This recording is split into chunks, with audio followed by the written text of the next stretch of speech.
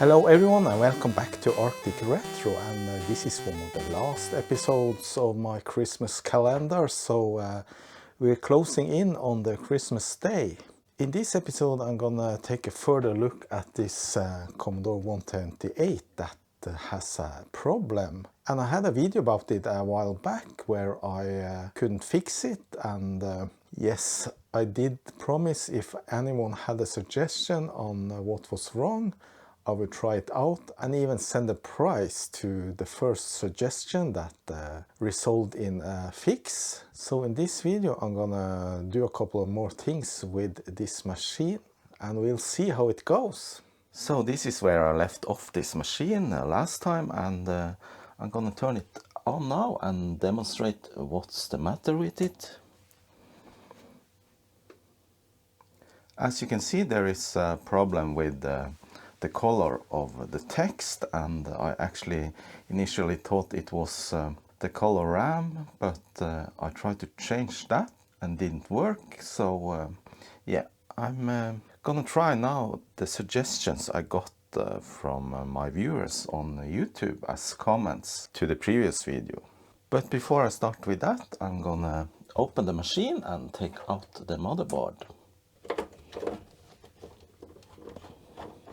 The case has some clips on the inside, so you better be careful when you open it to not rip them.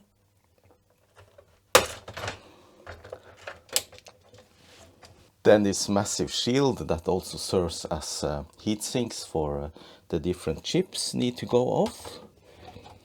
Alright, so what I did last time was to replace this chip and put it in a socket, and that didn't work. It had some improved effect, but still there were some characters that had colors. I tried different chips and also replaced this one because I thought that might be the fault, but it wasn't. So it's time to try something else and see what the viewers suggested. Alright, I got the board on my bench and I'm gonna test a little bit. I'm gonna try out the different suggestions. I'm not gonna do it in a particular order, but we'll see. One suggestion was to check the RP7 resistor network, which is this, and yeah, I'm gonna measure that now. And this is a 3.3 kilo ohm resistor network. So let's see now. There's the ground, and yeah, first one 3.3, 3.3 again, looks good.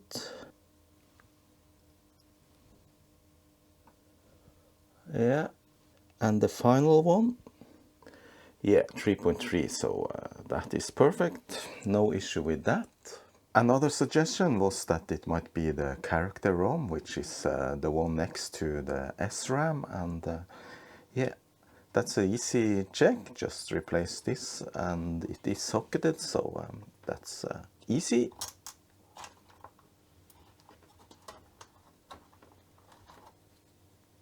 And I got this old 128D motherboard that has a lot of spare parts that I can try. Not sure if things are working, but yeah, that's what I got. If this doesn't work, I might take apart one of the other C128s that I got to take apart from that. Well, that didn't work. This is a larger chip actually. It has more legs, so it won't fit. So I guess I need to find the correct chip first. So I took another C128 and opened it, and this has some custom-made character ROM. This is probably a regular, yeah, UV erasable EEPROM, and it has a bodge wire, so I need to desolder that. Not really sure why. Maybe it's because it uses another character set for the Nordic or Norwegian country. So I'm just gonna quickly desolder this, and yeah, it seems to be just soldered onto some point here on the board. This ROM is probably a 32 264 chip, and this is a conversion to the more standard 27 type. Misses a few pins, and it have some traces going between, so yeah, just gonna put it in like it was in the other machine.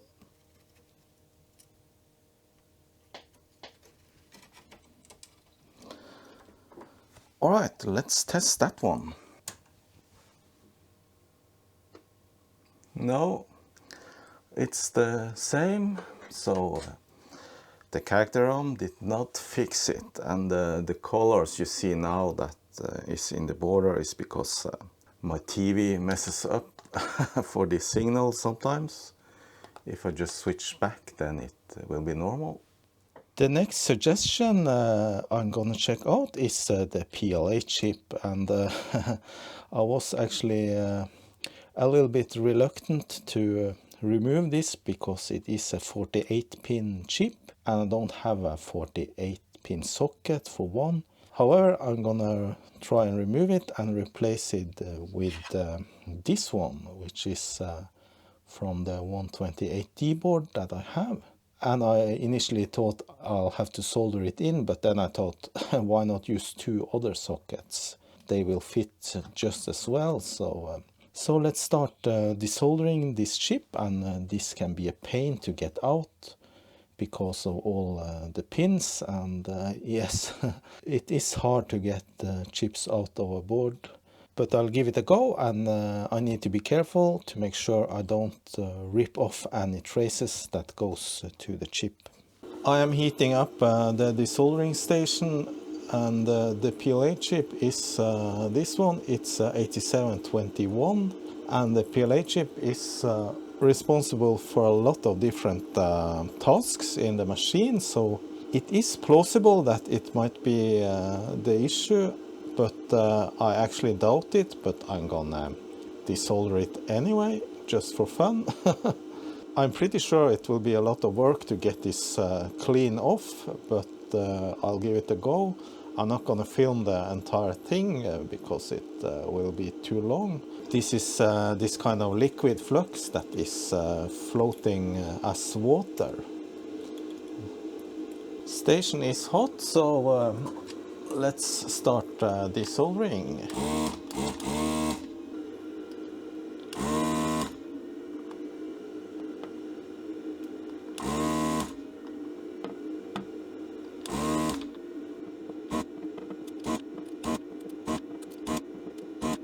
I can see that there is some leftover solder in the holes, but I go over several times after the first round. I have now gone over all the pins several times, and I think most of the solder is gone, but the pins can still be stuck to the inside of the hole. So now it's time to just start and test if it's loose any place, which is probably is not. So now I use my soldering iron just to wiggle each of the pins and see if they're loose, and try to loosen those that are not.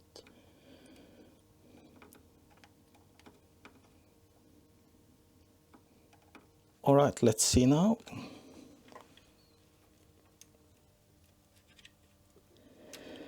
I can definitely see this first pin here, or the last one, is still soldered on this side. But there is movement. So I'm going to use a little bit of a solder wick or braid to remove any solder on this side. Oops. I think I'm close now. Yeah, it's loose. I never use too much force. If you just jank it out, then you will probably rip off some of the thin traces that goes to the pins, because they might still be soldered onto the pin.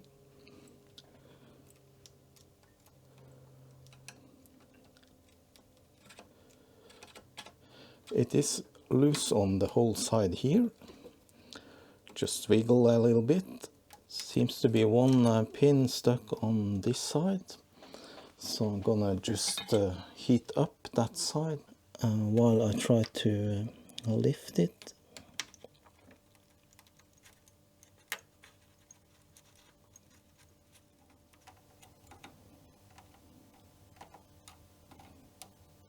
These two were still stuck, now they're loose, I think.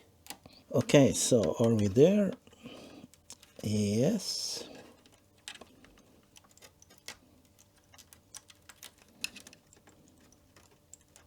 Come on, you stubborn chip.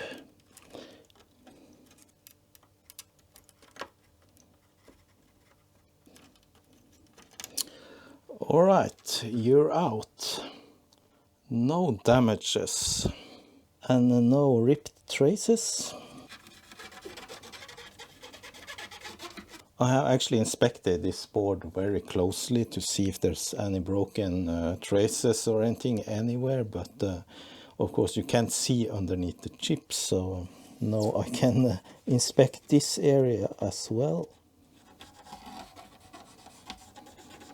Alright, now the new chip can go in, and I'm gonna actually solder it into the socket just to make sure that it is properly aligned.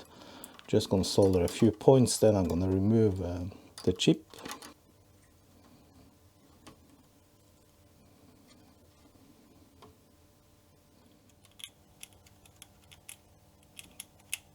Alright, let's the soldering begin. This should go quickly.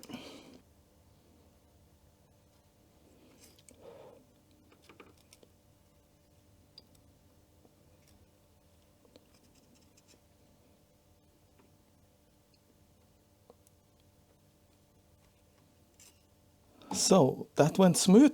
Let's clean up the mess.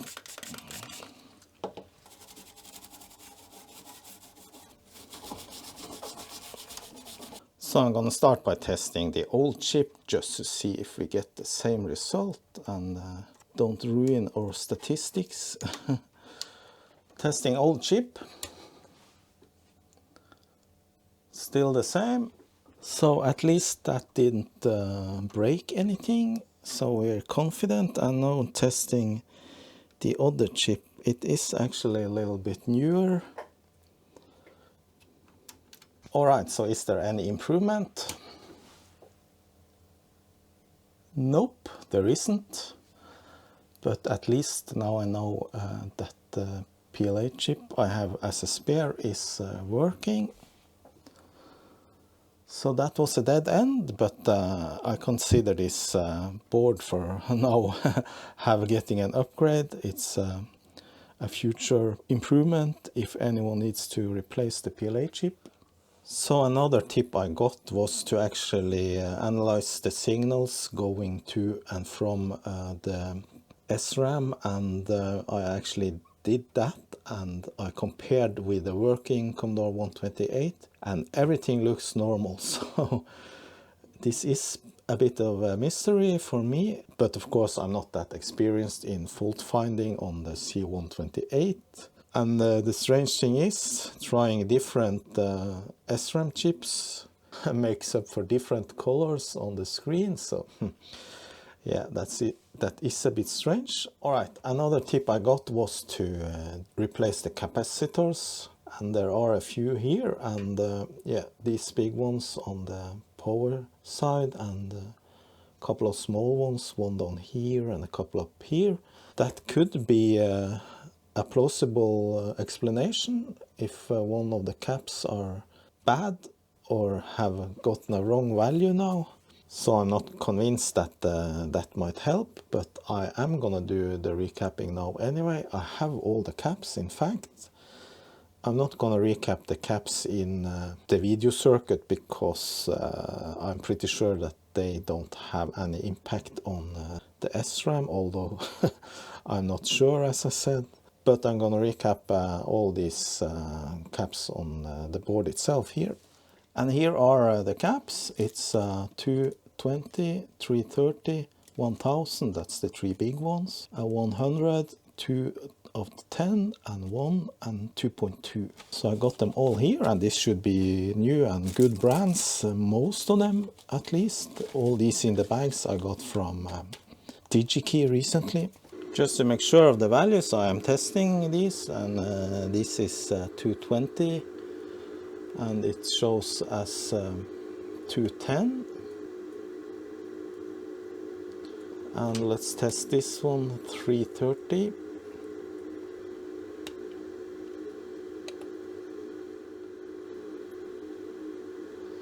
311, so that's pretty close. And good ESR value if you can rely on this cheap little tester. So there is a pretty big difference in the size, even though it's the same value and the same voltage, 50 volts. So I'm gonna quickly desolder these caps and put in the new ones. No need to show all the details, you have seen it many times before.